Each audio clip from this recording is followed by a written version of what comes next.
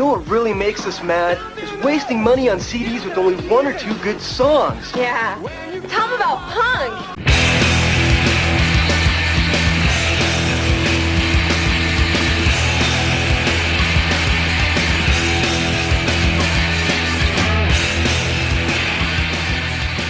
What's up, posers, and welcome to Punk Lotto Pod. I'm your co-host, Justin Hensley.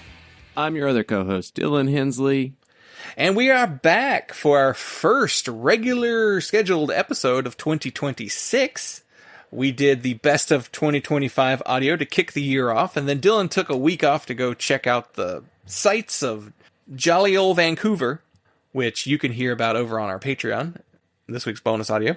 So yeah, we're back to our first episode. We haven't done one of these in several weeks now. We did a Christmas episode before the best of episode, so we're back in some regular rotation for this episode. And today we're talking about an album released in 2016, which, after a few years of doing the show, we decided we had a 10-year cutoff. And so this is the first time 2016 has been eligible since we instituted that 10-year rule. So we'll dig into all of that. Yeah, we're doing the 2016 nostalgia trend that everybody's doing. You seen that? I have not seen that. Is that a real thing? 2016 is not something to be nostalgic for. No. It was a meh year. No, it was a bad year. That's the beginning of the Trump. It's the beginning of the Trump stuff. So it's like, no, it's a terrible. Who's nostalgic for the first year of Trump? I mean, yeah. I guess if you compare it to this year, maybe. Yeah, but I mean, I guess maybe it's better. How about of the late teens, the good years were like 2018, 2019. Yeah, 2019 was the last good year of all time, possibly. Yeah, I looked back at 2016. I was looking back at pictures of 2016, and like, man, brother, let me tell you, I had no idea what I was doing. 26, hair made me look like I was 35. Just, yeah, I liked my job in 2016. That was a good thing. Yeah, and we'll get into the music, but I was talking to my wife about it last night. And it was like, culturally, it was like, I don't feel like it was that interesting. There were some good movies, I guess. I remember 2016 wasn't the strongest year for music, though. No, it wasn't. Yeah, 2016 nostalgia. I think I remember seeing, like, it was like around like the first where people were making social media posts of like, post a picture from 2016, and I was just like, why would I do that? But I went and like what? I look so much better now. I do too. I was looking at it. I was like, oh wow, I'm fatter than I am now. And like, my hairline is less, but it's actually starting to go back more evenly instead of the weird like dividing line I had up there, which looked like I had a fake hairline. But yeah. I just clip my hair now, and so that's way easier. That looks better than the bulky, like, receded hairline, really thick on the sides. It was just not great. It was not a good haircut. I had no idea what I was doing. I had better, longer haircuts after 2016, but that year, for some reason, I was like, man, I must have like lost a lot of follicles that year and hadn't figured out the haircut yet. But I dressed better. I generally just look more my age. And my wife was talking about too, like she was like, she felt like she looked older then too than she does now. Like, I mean, she looks older now than she did then, but she like looks more appropriately her age. And we both do, I think. Not gonna lie, your wife has looked pretty much the same the entire time I've known her. She hasn't changed that much to me. Not a whole lot. No. And my wife, she changes her hair so much that's what's funny to look back on, but yeah. My wife keeps cutting her hair too short. She makes that mistake. She was trying to fix it last night. And I'm she did it again. You're running out. Like, you're at the limit. It's like I was trying to help her, like, even it out from the back, but I'm just like, if I cut this to fix it, it's going to be really, really short. And I don't really know how to cut hair, so. Yeah. Don't ask me to do it. if you head to patreon.com/punklautopod, that's where you can hear more of our witty repartee and our off-the-cuff discussions there. Where last week we did an I'm Listening News of the World combo, which I believe is the first one we've done in like a month. So that was nice to go back to. And yeah, you can get all the details on Dylan's Vancouver trip. And you should be getting, it should already be out by the time you hear this, the top EPs of 2025 audio should finally be posted. I have had notes ready to go for several weeks now, but kept running into personal problems. So it's the last piece of audio for 2025 before we close the books for another 10 years, I guess, before we open up the books again. But, yeah, new year, we're going to start digging into the other series that I've been doing. I will be wrapping up the 21st Century Breakdown. I will be re-beginning the Challengeography series with Joe and Jet and the Metalcore Chronicles. So once I knock out this EP audio, we could start doing some other fun things too. So a lot of stuff going on there on the Patreon, all for $1. For $5, you get access to our producer tier, and that means you get your name said on the show every single week. So shout out to our producers, Dave Brown, my co-host on Bookenders, as well as the writer of the newsletter, Oklahoma Lefty. Shout out to Steve Long, host of the podcast Rebel Nerd Radio and all of its various offshoots, as well as the writer of the Outer Limits newsletter. Shout out to Jason W., writer of the newsletter Songs About Chocolate and Girls, which we thought he was crazy going up to 2 a week. Now he's up to daily newsletters. What a madman. At least they're shorter. And shout out to Zach in Oregon. And you can sign up for our $10 tier where you choose the album we devote an entire episode to. All sorts of good stuff going on the Patreon. Very busy. Very busy. So that's right. 2016 is now available for us to discuss. And I think the last time we did this year was like 2022. So we've only done it a handful of times before we instituted that rule of nobody wants to hear anything. Hear us talk about any records that were released less than 10 years ago. Yeah. I mean, we're only kind of like doing this out of obligation. I don't think our listeners generally want us to go into the 2010s at all. Yeah. Just judging by how well these episodes tend to perform. It is because there's no nostalgia, really, for the 2010s by most of our listeners. Because most of our listeners are our age or older. So like, I don't really want to remember a time period where I was working full time and an adult. Well, so I think that's a factor. But going back to our 2016 nostalgia thing, and it's like only children can be nostalgic for the 2010s. Yeah, because that's when they were little. Yeah, only people who were children in the 2010s can be nostalgic for that time period. Because honestly, looking back at it, like I am a very romantic person. I can be nostalgic about anything. But the 2010s culturally are so similar to now. Yeah. What is there to throw back to? Yeah, it seems like culture has slowed down when it comes to big changes in... There's little things. Style changes. Yeah. A lot. But style changes really rapidly now. Yeah. But yeah, I mean, it's like, I don't know, like A24 movies? What is it? It's like we got those now. Yeah, but they're bad now. Yeah, that's true. A24 has really dropped off. Well, because they like even publicly were like, we're doing bigger budget things now. They were just like, there's not enough money in these low budget movies, so we're going for bigger budget things. And I was like, oh, so you're going to ruin your whole thing? Is that what you're doing? Is that what we're doing means? Marvel movies now. I mean, it's not really gotten to that point yet, but like the quality of the A20, like the most recent A24 stuff I've seen has just been like, all right, yeah, you guys were definitely choosing better films. Because that's all it was too. It was like, they were just a distribution company. They weren't financing these movies, I don't think. Maybe they are now, but... Before we dive into the year 2016, we have a voicemail. And if you listen to last week's episode of Bookenders with Dave Brown, where we talked about Civ's Set Your Goals, I believe in it, we said we wanted to hear from our Madball mystery caller. And we said his name and he appeared. So let's find out what he said to us. What's up, loser podcasters? I've been keeping tabs on you all this time. So I've been listening to your little program, And what do I find out to my chagrin? Loser podcaster number 2 is on some sort of sabbatical or whatnot, probably soaking his feet or going to a museum or enriching himself culturally or some dumb boring shit. So now I get this other loser, Dan, and you guys are going back and forth about what's hardcore or not hardcore. Well, let me tell you something. You gotta have some diatribe, some dialogue about what's hardcore.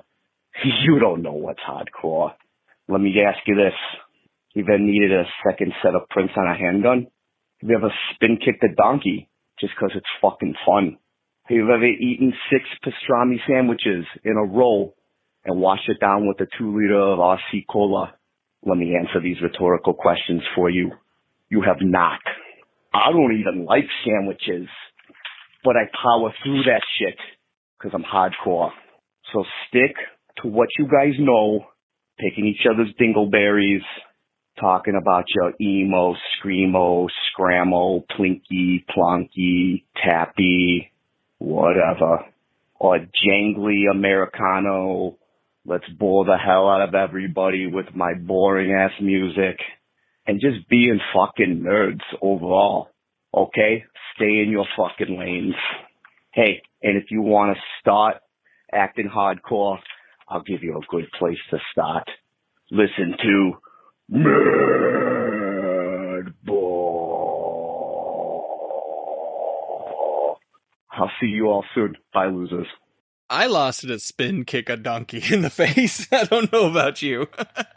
I actually like pastrami sandwiches, so I'm not a poser in that regard. I mean, that's a But six RC Cola, sandwich. now that is RC Cola is the worst cola of all time.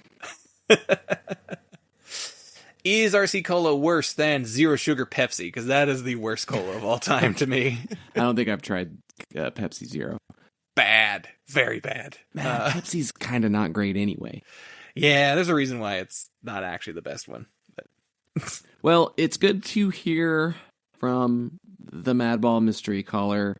Last we heard, he was on the lam. So I guess he got a hold of a phone. Not sure where he is holed up at the moment. Maybe we'll hear back. I don't know. he's a very dangerous fellow. I mean, I guess, I knew that when Dave invoked the name of the Madball mystery caller that we would be hearing from him soon. So he did not disappoint. I really could do without all the insults, though, Oh, always good to hear. Always good to hear from you. Johnny Three Toes. All right, if you want to leave us a voicemail, please call our voicemail line at 202-688-PUNK, and we'll play it on the show. So I think we have a few more that I haven't played that we got at the tail end of last year. I think a few from Dave that we haven't done. So I'll have to dig in and see what we have and haven't done. There actually might be a call from the Madball Mystery Caller that we haven't played on air, but I wanted to play this one because it directly references last week's episode. So I wanted to be a little timely on that one. But all right, so what is going on in 2016? What are you seeing when you look back at it? When I look back, what do I remember?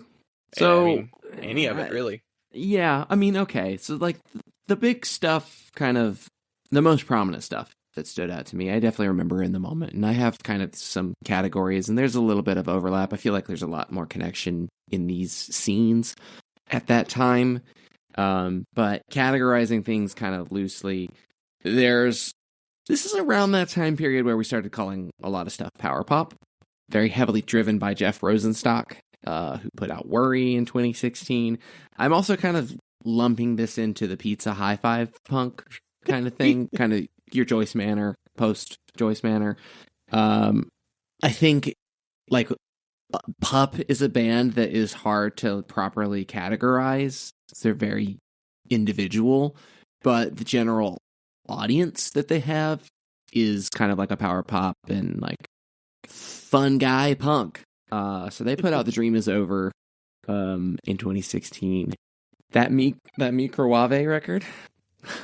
Yeah, we talked about that on News of the World, I think, right? Yeah, because it was like a anniversary. Yeah, 10-year anniversary. 10-year anniversary. Yeah. today's album, 10-year-old birthday. Well, not Yeah. exactly, but we're a few months early, but still.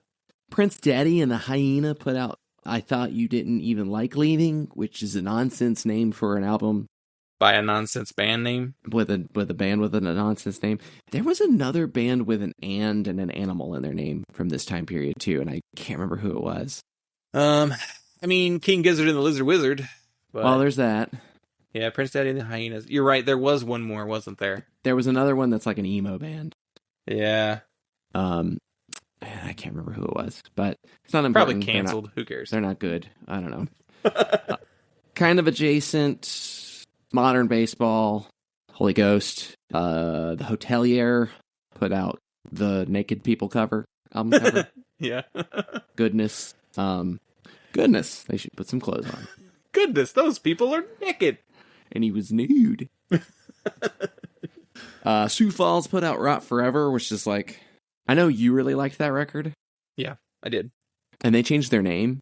And I stopped liking them. And it killed their career. Yeah.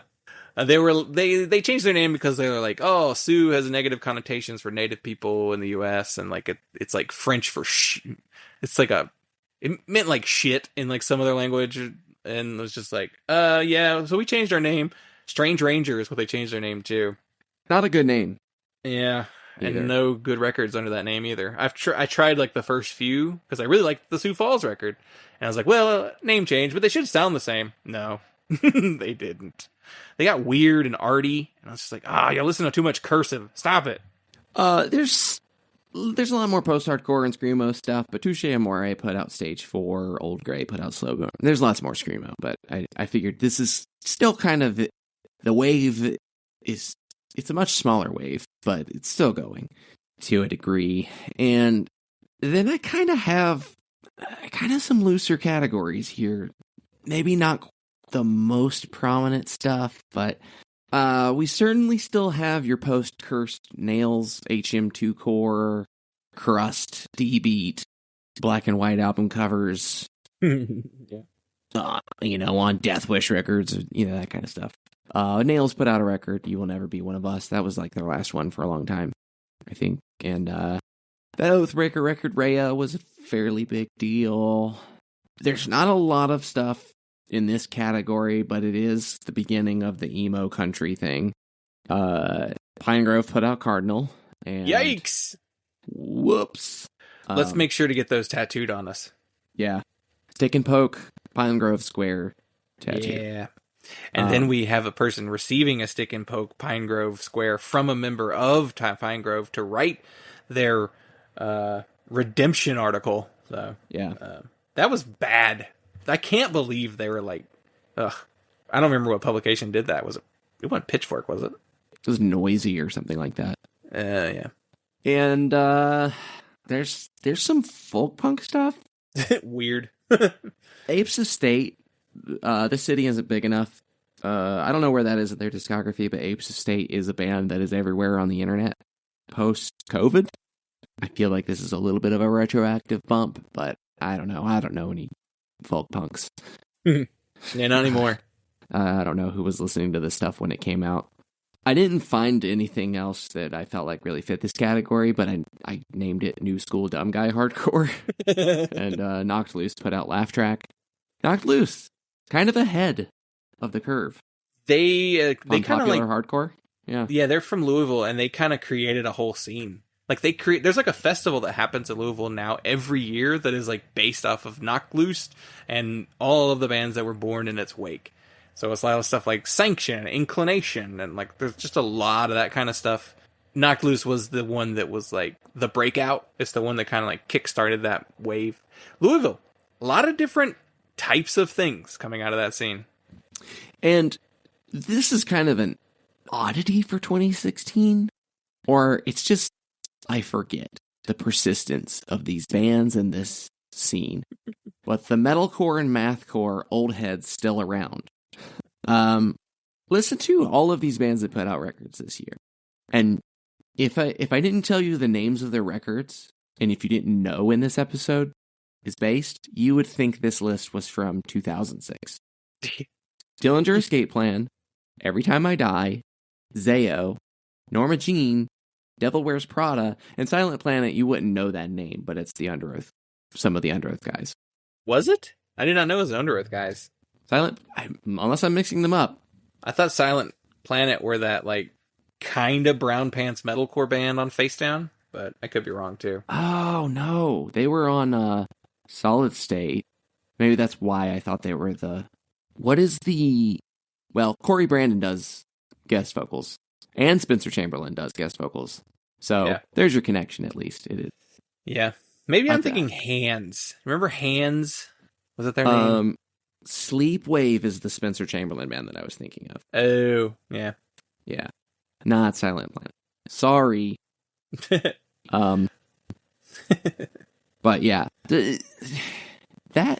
Those bands, they didn't stop, actually. No, they never. Well, Zayo stopped several times, but but yeah, Every Time I Die, up until recently, never stopped. You know, Devil Wears Dillinger Prada. Escape Plan until recently. Yeah, but now they brought back the old now singer. Dillinger Escape Plan is playing with the old singer. Yeah, yeah, yeah. I know. Norma Jean never stopping. Ugh. All Corey's gotta buy his house somehow. Pay his child support. I'm sure that kid's an adult now, but because he was singing about her when, like, Oh God came out, so it was. And now that I really think about it, there was like a whole thing about like his divorce and how it was like a really bad, rocky divorce and all this other stuff. And now that we know about him now, I'm kind of like, oh, you're the reason why it was bad. Yeah. All right. So, what did you almost choose for us to talk about, though? So, looking through it, I was not thrilled. It's 2016, that's why. And the stuff that probably like stood out to me that would be the easiest to talk about, I felt like it was too much of the same. Like we've either covered them, like we've done Pup. I'm not going to do the next Pup record. Yeah. Maybe someday we'll do another Pup record. But, there was just a bunch of stuff that I was just like, we've talked about this stuff. We've talked about these bands or stuff that's too similar to it too recently. And I don't know, it just wasn't appealing to me. I was trying to look a little bit more outside the box. I did consider one of the 2 Gun-Shy records that came out. I did not realize that there were 2 Gun-Shy records that year. I remember Porterhouse. I totally forgot. There were 2 that year. I thought one of those would be interesting. I probably would have picked Porterhouse if I was going to pick one, just because it's one I would at least know. Yeah.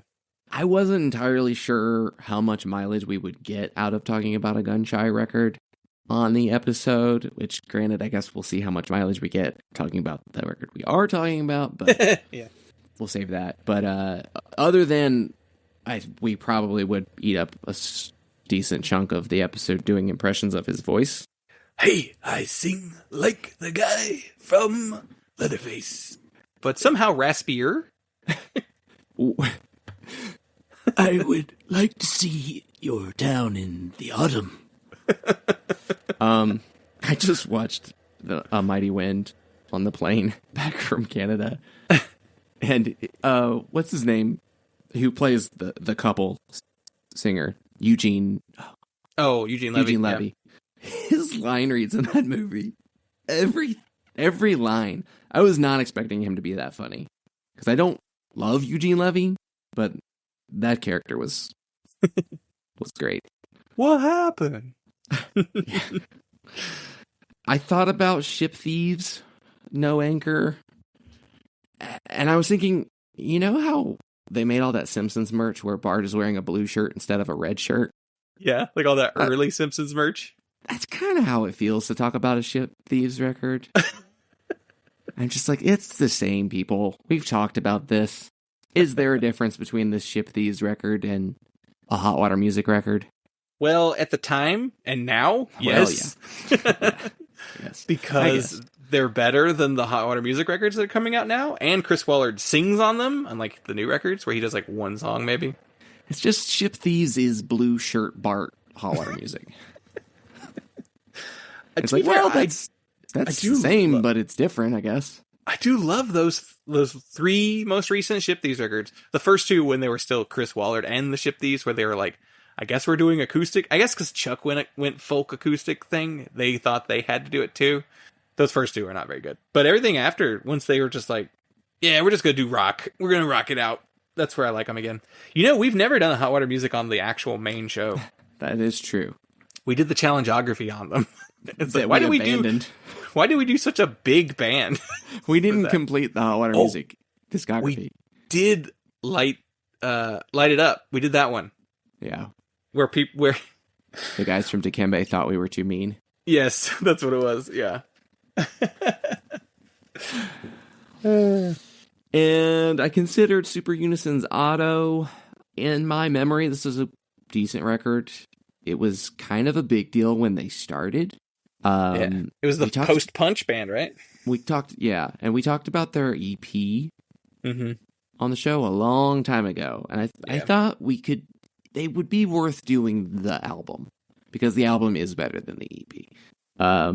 But it's no punch, and I couldn't pull the trigger on it, and it ultimately, I mean, it came down to like I thought, oh, Super Unison, that's kind of like a big band, right? And then like I went and checked like the monthly listeners. And I was like, oh, no, they're not. Which, I mean, yeah, they haven't done anything since 2016, so. Yeah, I think everybody just forgot about them. Yeah. Because they stopped doing anything. Really, out of all your options there, nothing would be a numbers mover. So, yeah, it would all just be, like, whatever you felt like in the moment. So, like, purely based on enjoyment, I guess. And I do think the one you selected might be the most like a needle mover out of these.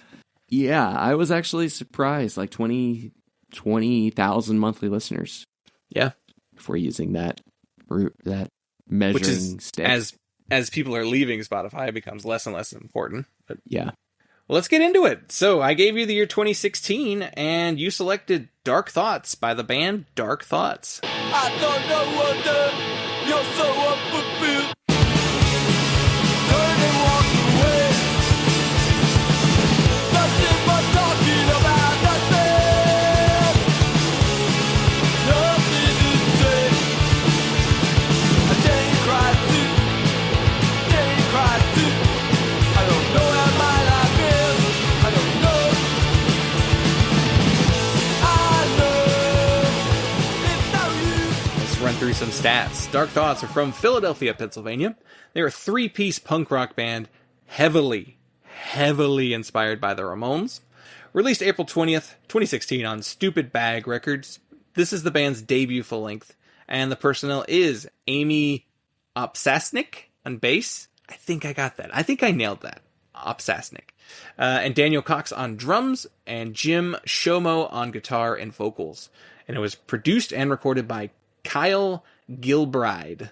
So, obviously, what made you choose the Dark Thoughts record for us to talk about? Well, I figured it's a little more popular, and it was interesting to me. It was intriguing to me. And I thought it's timely. They just put out a record last year? Yeah, 2025. Yep. Yeah. So, yeah, it felt timely. It felt like something different, relatively speaking.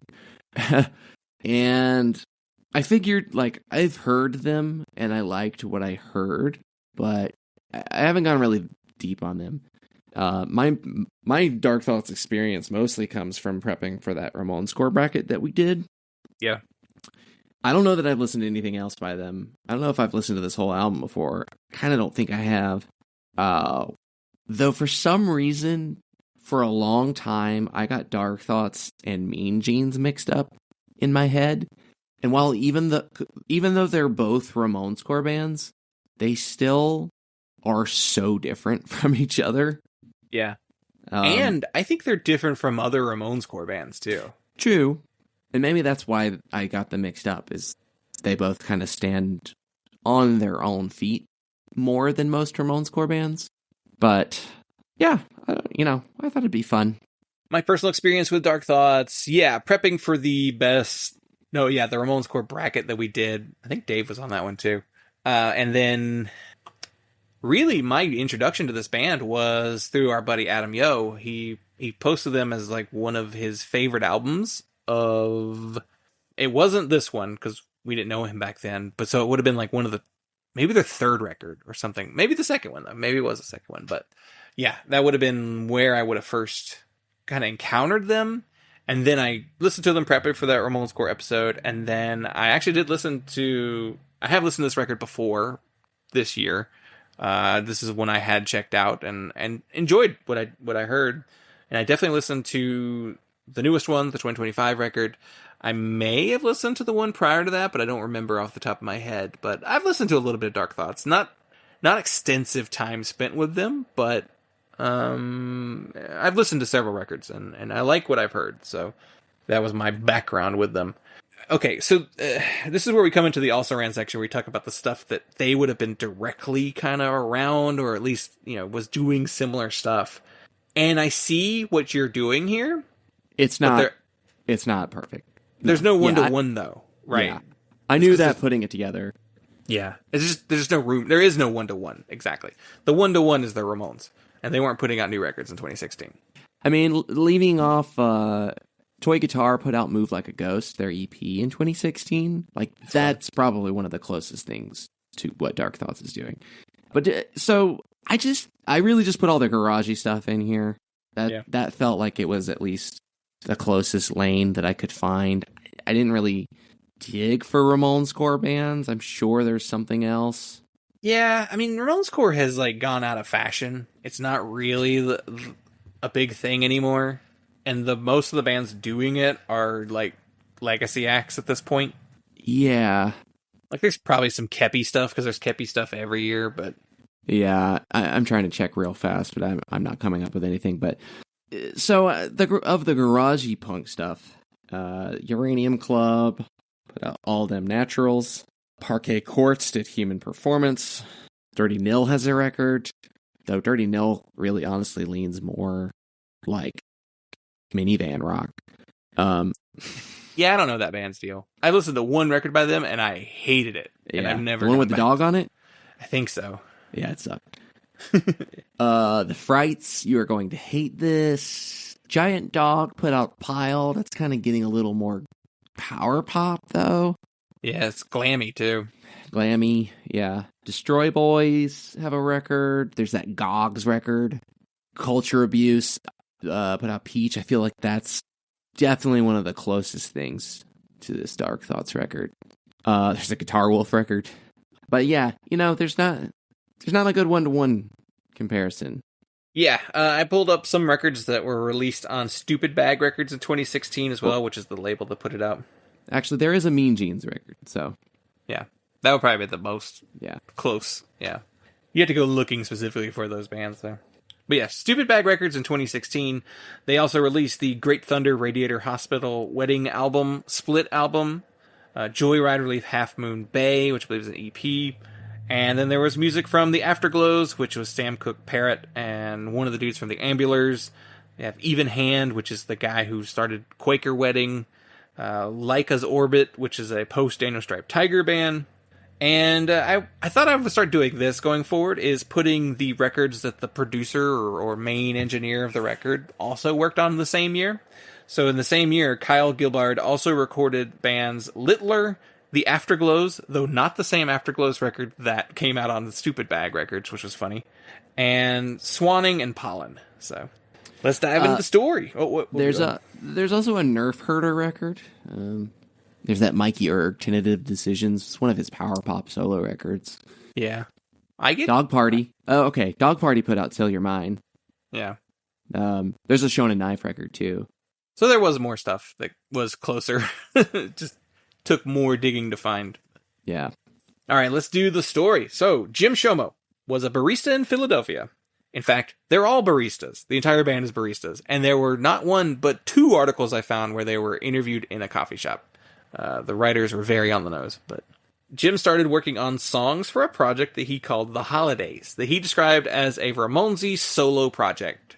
And then he wound up writing some songs that he didn't think fit with it. So he put them aside and decided to start looking for a band. And he met bassist Amy Opsasnik. I feel like I got it right the first time, and I didn't get it right this time. But he met her through the local Philly scene. They had been friends for a while, and they talked about starting a band. And fortunately, around the same time, drummer Daniel Cox moved to Philadelphia from Orlando, Florida. And they brought him in and formed the band. At around the same time, Amy was playing in a band with Daniel Cox called Bad Energy, and then another one called Fuck SS. And Daniel was also playing in the bands Antiseptic and Pollen. And they have said that they have other influences on their sound, but really, it's just the Ramones. Jim was saying that, like, we think about the Ramones when we're writing, and that's all we try and write. We just want to do stuff like the Ramones. Funnily, they do not call themselves a Ramones-core band. They do not think that is what they are doing. Their reasoning is, we'll never put out a Ramones seal with our name on it. That's how you'll know we're never an actual Ramones-core band. They did do a ripoff of a Ramones album cover. They've done two of them. They did the Leave Home cover, and they did the Road to Ruin covers, where they removed the Ramones from the artwork. But also, they stand in the same configuration as the Ramones on stage. So Jim stands in the Johnny spot, Amy stands in the Dee Dee spot, and the drums are the Tommy spot, of course. And Jim specifically plays a Marshall head because he says it's similar to what Johnny Ramone played. So it's just like, we only listen to the Ramones, we only write thinking about the Ramones, we do Ramones-style artwork, we stand in the same configuration as the Ramones, we also use the same gear as the Ramones, but we're not a Ramones-core band. And I agree with them. They're actually right, yeah. Yeah. You know what it is? What? They like the Ramones, and they want to play like the Ramones, but they're not losers. Yeah, I think they're just like, we just liked how they did it. And we just wanted... They were more interested in the craft of the Ramones and less about the finished product. Because, like most of those other Ramones-core bands that we are referring to, they're all wearing leather jackets. They're all got Ramones logo rips. They're all, like, trying to, like, write the songs, like the exact same way as the Ramones. Yeah, I get it. I get what they're going for. To me, Dark Thoughts are sonically also just as close as something like the Marked Men as they are the Ramones. Yeah. And the Marked Men are another band that, like, sometimes people call them Ramones-core. I don't think... Did we for our bracket? I don't remember if we did or not. I don't think we included them. I don't think we did. But I think it's a similar thing. Like, if you listen to what the Marked Men are doing, you're like, yeah, you could lump that in with them. I think the Ergs are another good example because they are a band that is like, they're called a Ramones-core band, but if you listen to the Ergs, they're not really doing that. Yeah, and the Ergs have that geek rock. They have that Descendants influence. Yeah, but yeah, listening to this record, I was like, oh yeah, this is the Marked Men, Radioactivity, with somebody doing a bad Joey Ramone impression. So they did record a 4-song EP in 2014, which all of those songs wind up on this record. It's called an EP. It might be a demo. Either way, it's very early recordings. They followed that up with a summer tour cassette in 2015, which 2 of those songs wound up on here. It was 5 songs. It was 2 studio tracks and 3 live tracks. The live tracks were the same ones from the 2014 EP, and the 2 songs that were new also joined this LP. And this record was recorded by Kyle Gilbride of the bands Swearin' and Bad Soda. He had begun recording other artists a few years prior to this record, and leading up to this, he'd worked on Cerulean Salt and Ivy Trip by Waxahachie. He'd also recorded Something Wild and Torch Songs by Radiator Hospital. He did All of Something by Remember Sports. He did the Quarterback self-titled record, as well as music by the bands Girlpool, All Dogs, and Upset. So very tapped into that Philly scene. And Stupid Bag is a label that was initially formed by Jeff Bolt of Swearin' and Radiator Hospital. Initially formed in Grand Rapids, Michigan, and they moved to Philadelphia. And prior to this, they had released music by not only Jeff's bands, Radiator Hospital and Swearin', but also Waxahachie, Acid Fast, and Purple 7, which was a Greg Norton band, on Dead Broke later. So this album is 12 songs. It is 18 minutes long. Only 2 songs on this record go over the 2-minute mark. It was pressed on vinyl at 45 RPM. And it was also simultaneously released on Drunken Sailor Records in the UK. We could have dug into there to find them, those options for some more also rans, but if we did that for every record, we would have giant lists that would take forever and we'd never get through. But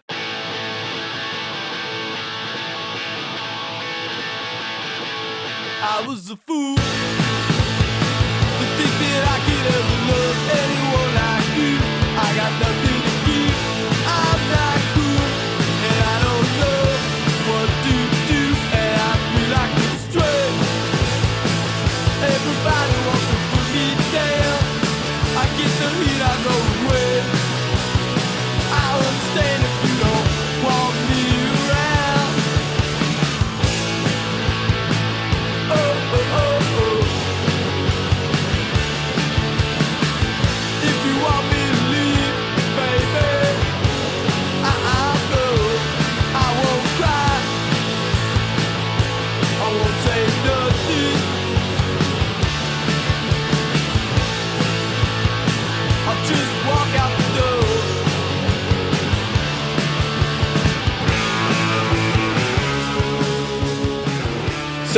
mean, you're basically a novice to Dark Thoughts. What did you think of this album? I really enjoyed it. I had a lot of fun listening to this record. It was short and sweet, and yeah, like I said, it feels like a Marked Men record, and just with a different vocalist. And I mentioned toy guitar. I do get a lot of hints of that. They have that kind of splattery, clean-ish guitar sound. It's like on the verge of surfy, but it's not full-on surf rock. And it's generally garage punk, but it's the kind of garage punk that I like. It's very much in like the John Reese school of garage punk. I hear Tenement too when I listen to this record. Tenement, yeah. Tenement's a really good comparison to make. So it is kind of like good musicians with good taste. Vocally, like I said, it's kind of a bad Joey. He's just in the ballpark of a Joey Ramone voice. But he just doesn't actually have Joey Ramone's voice. And at times, though, I do feel like I hear a little bit of like Danzig when he would do his higher, faster stuff on some of the Misfits records. The vocals are kind of whatever, I guess. Like the general attitude and like execution and the quality of the songs. And I think the melodies themselves are very strong. And the vocals don't really have to be all that impressive. And it's probably better that they are pretty sloppy. But this record, it excels at doing a Ramones-inspired record in a way that Ramones-core bands very rarely do, because they come at it with the attitude of early Ramones. Listening to this record feels a lot like what it feels like when you listen to early Ramones records, or you watch like early live footage of the Ramones. You know that there's that one video of them in like a basement playing the Ramones in like 77 or something like that. It's real early on, and it's just like an early music video attempt, I think, but it may not have come out until recently. And it's like, that's what, if you were to see the Ramones at the basement level, like that's what listening to this record feels like. And they really embody that sort of Ramones, Motorhead, everything louder than everything else approach. Everything is mixed hot. Like the guitars, the vocals, the drums, everything is pushed up to red line, and it's very democratic, and it's like so balanced, it's unbalanced, but it just has this rawness and intensity that makes it a lot of fun to listen to. Yeah, I'd heard this record maybe a few years ago. I don't remember exactly when I would have heard this for the first time. It was in the last maybe the last 2 to 3 years. I'll give it that much of a range, and maybe more recent than that. But the first time I heard it, I was like, oh, huh. Like I'd seen the comps to the Ramones and like all the articles and stuff around the time of this record coming out and the second one coming out, but I never for some reason checked out either one of them at the time. And so revisiting it later, I was like, oh, no. When they were referencing the Ramones, they were meaning that because that's what they were trying to sound like, and not just like a similar thing, They're really trying to go for that sound. And I feel like if I'd known that, I probably would have gotten into them even earlier, just because I'm a big fan of the Huntingtons, and I think Jim's voice is not all that far away from the vocals in the Huntingtons, who he's also doing his own bad Joey and Ramone impression, which most of the Ramones-core bands aren't trying to do Joey voice, but I also feel like most of the Ramones-core bands are just trying to do Screeching Weasel too, more than they're trying to do Ramones. That's true, and I think a lot of people have made that observation. It more comes from Screeching Weasel, and Screeching Weasel was trying to do Ramones. Screeching Weasel was just kind of like reverse engineering Ramones, though, from the final product backward, I feel like. Yeah. And this feels like it's starting with the premise of the Ramones and going from there. Yeah, that's a good look at how they're doing this. Yeah, because it's rawer too. Like they feel like they were trying to emulate more of the live show than they were the actual studio recordings. Yeah, and it doesn't lean as much on the Joey's doo-wop kind of influence. Yeah. Which, not to dismiss that, I love that side of the Ramones, but the Ramones really is that balance of Joey's pop songs and Johnny's hard rock guitar. And this Dark Thoughts record, the Ramones-core bands that I generally don't like are mostly doing the like 50s, 60s Ramones throwback kind of thing. Like that's the kind of writing they're primarily doing. And this is not. There's a little bit of that influence, but it's not full on, Phil Spector songs. Which, and I don't even like, imitating the Ronettes or, anything like that. Like, I don't even necessarily hate that outright, but it's hard to capture that aura. Yeah, it is really hard to catch that aura. And I do think Dark Thoughts actually do catch it right. Yeah. Without really trying to, like, as much. Yeah, I think if you want a band who is, like, trying to sound as close to what Ramones records sound like, that is what the Huntingtons are. That's who you go to be like, yeah, they're doing it the closest, doing it so well that they wound up being Joey's backing band for a couple shows at CBGB's. So like they were doing it the closest you possibly could get to that, I feel like. And so to me, it's like, okay, we already have like the perfect clone. It's not even perfect, but the closest we're going to get to a direct clone.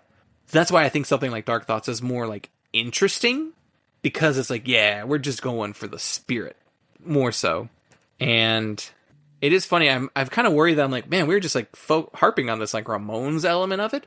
But I read so many interviews, and it's that's all they care about. Like Jim was like, that's it. The Ramones is what we're doing. Is when in any review I read. So I feel like I'm just really just saying his own words back to him. So yeah, I mean, you can't listen to this and not compare it to the Ramones. It just is. Yeah. But yeah, I think this record does. These Dark Thoughts records, they sound a lot like if the Ramones had not made it big. If the Ramones had no aspirations of being a pop band, a major label rock stars. Yeah. If they had never made any of their 80s records, they were, perpetually stuck in the 70s. This is what the records would sound like.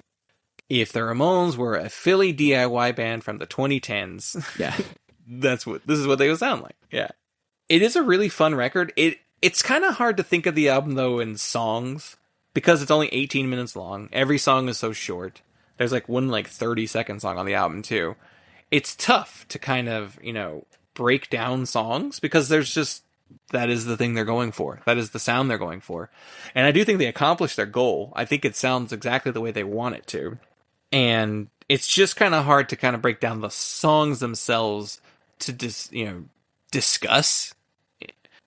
I mean, to me, the strongest songs are like No More Soul and The Sound or Addicted to Debt, because those feel like the ones that maybe tried to do something a little bit different from some of the other ones. And they do have a couple slower song attempts as well, like I Won't Say Nothin', and The Closer is a little slower. I wouldn't say it's like a super slow song. There's solos in some of these songs too, which, is not the most Ramones thing to do. Yeah, the guitar playing is kind of a little more advanced than Johnny's. Yeah. Typical guitar playing. Yeah, and I feel like the only way to really talk about any of the songs is to talk about the one thing they chose to do different in that song. Is really the only way to differentiate some of these. Like, that No More Soul has that nonstop China, you're tapping the base of the China where it connects to the stand there. So it's just that on that China forever. Why Should I Care? He sings in a higher register on that one. So makes that one different. It's also that's the short song. Nothing to Do is got a lot of instrumental pieces to it for some reason. There's a train beat on Falling Out. Ain't No Love has some different kind of riffs going on. It's not just all downstrokes. But it's got some fun tom fills on it too. And Amy kind of does some vocals in there too. And the sound has Amy counting off the 1, 2, 3, 4. Yeah.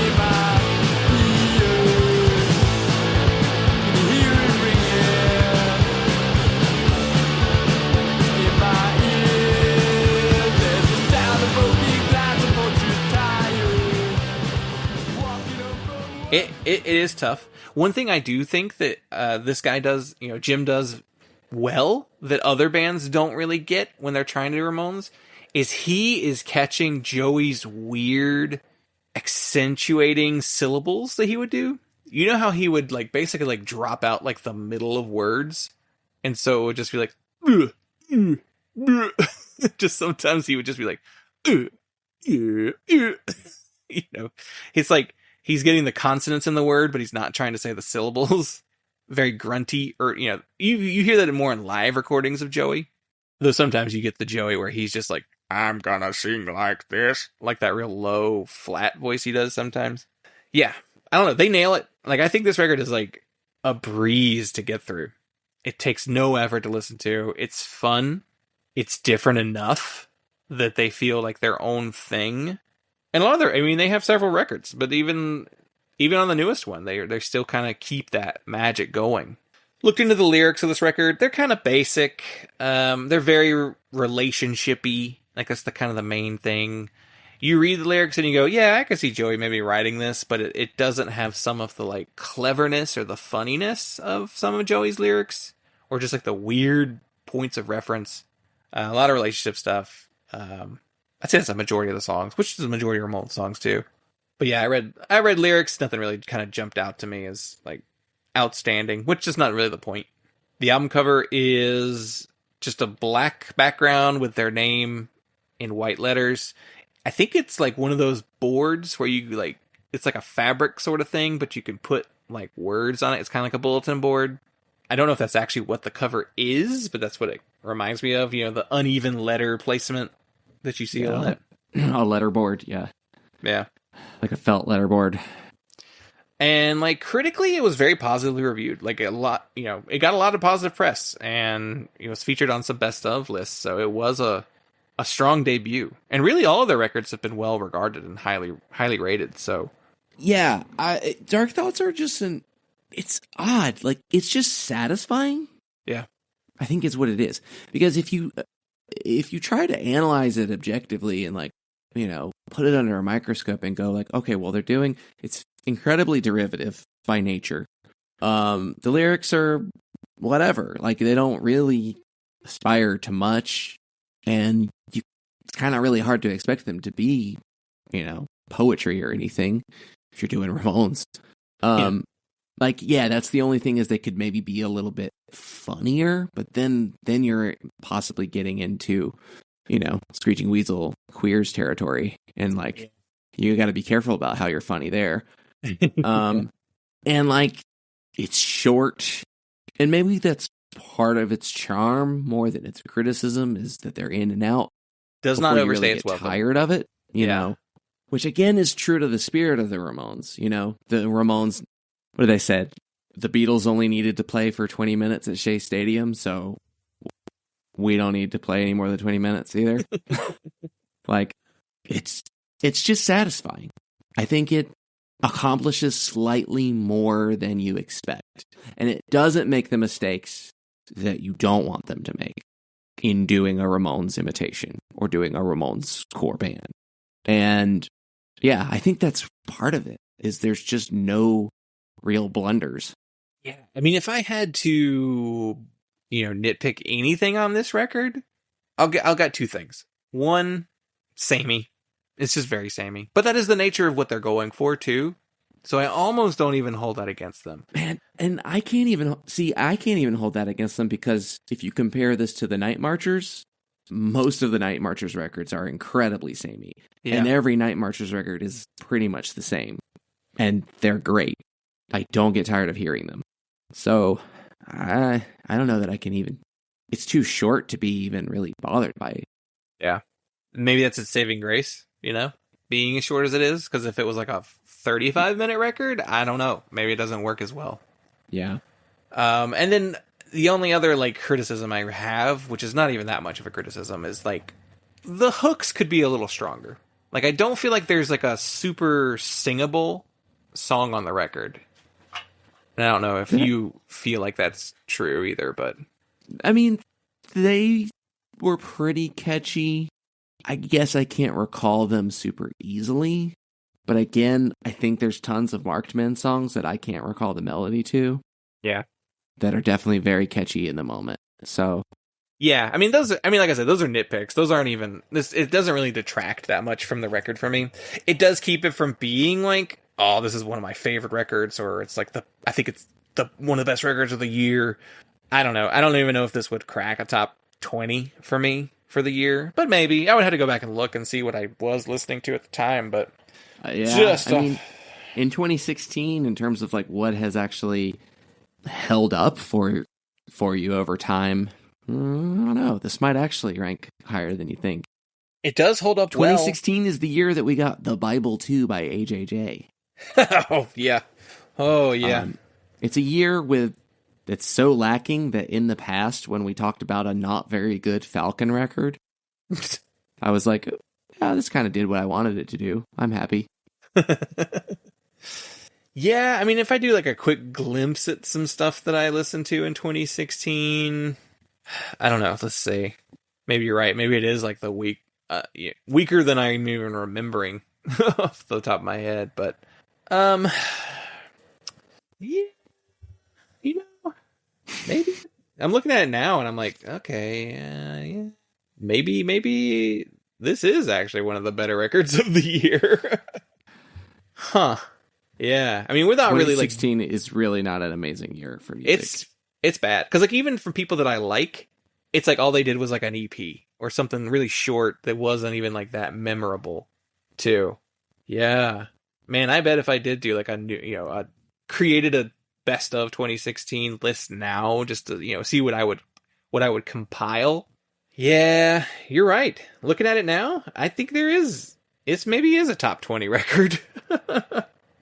Man, that's rough. That's rough. It's easily a top 20 record for me for 2016. Yeah. Which that reminds me of something that really kind of goes at the top of this episode, but I forgot to say it. But 2016, that was a moment where I felt like I was aging out. Yeah. I was aging out of what punk was doing generally at the time. Yeah, that might have been the period where I was like, this is where I'm listening to more indie and more old stuff, like going back in time and listening to stuff that I wasn't familiar with yet or always wanted to listen to. Yeah.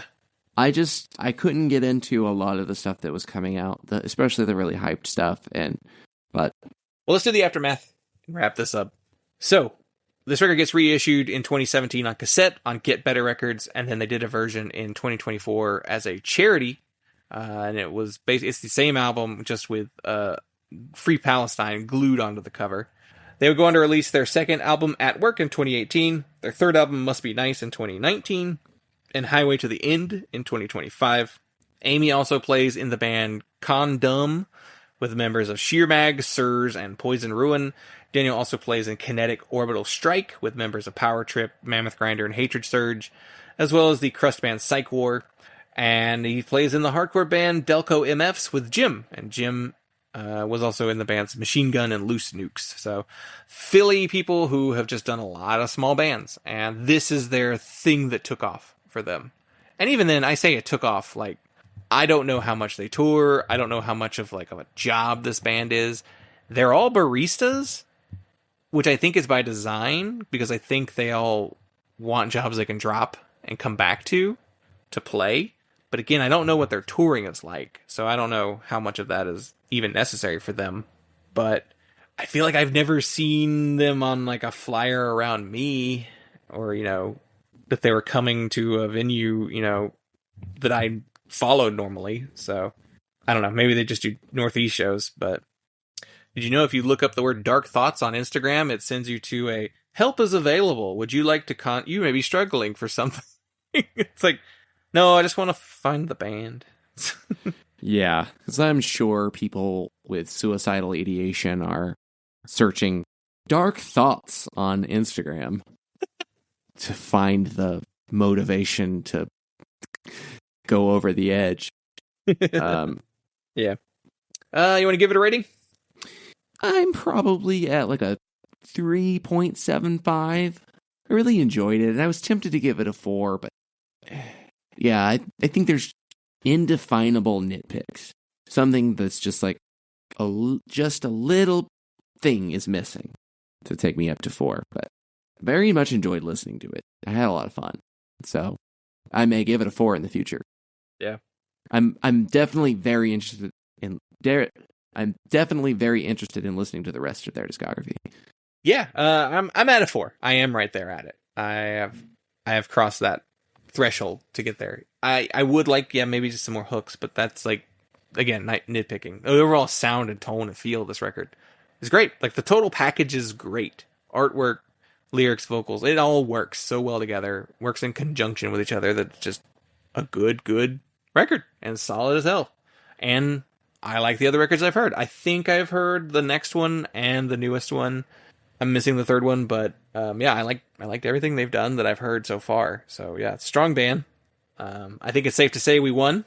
I guess we should say, did we win before we give our ratings? But anyway, out of practice here. But all right, well, that'll do it for us. So thank you all so much for listening. We hope you enjoyed it. It's a shorter one, a little short but sweet, but that kind of fits in with this record. It's only 18 minutes long. So you can follow us everywhere on social media at PunkLottoPod. punklotopod@gmail.com is our email address, and our voicemail 202-688-PUNK. Like we said at the top, you could get your voicemail played on the show, or if you want to do a voice note and email it to us, we can play that on the show too. Any way you want it, or if you just want us to read a comment on the show, we could do that too. So, where are we following you, Dylan? You could follow me at Husker Dylan or Major Awards Band, most places. Just try it and see.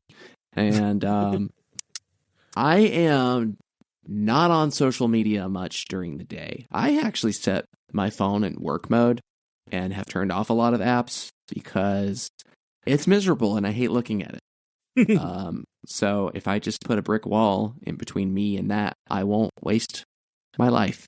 But that means I'm not firing off my own dark thoughts quite so often. Gotta save them and post them later. Or they don't even mean that much to you. You forgot them. Yeah. Yeah, I find that I have more fun in Discords than I do on most social media. So that's where you'll find me hanging out mostly online. I'm on Instagram a lot, looking at stories. But those are my main 2 social medias I use the most. And I open Facebook really mainly to get rid of notifications. That's really it. But all right, everyone. Thank you so much for listening. And we will talk to you next time.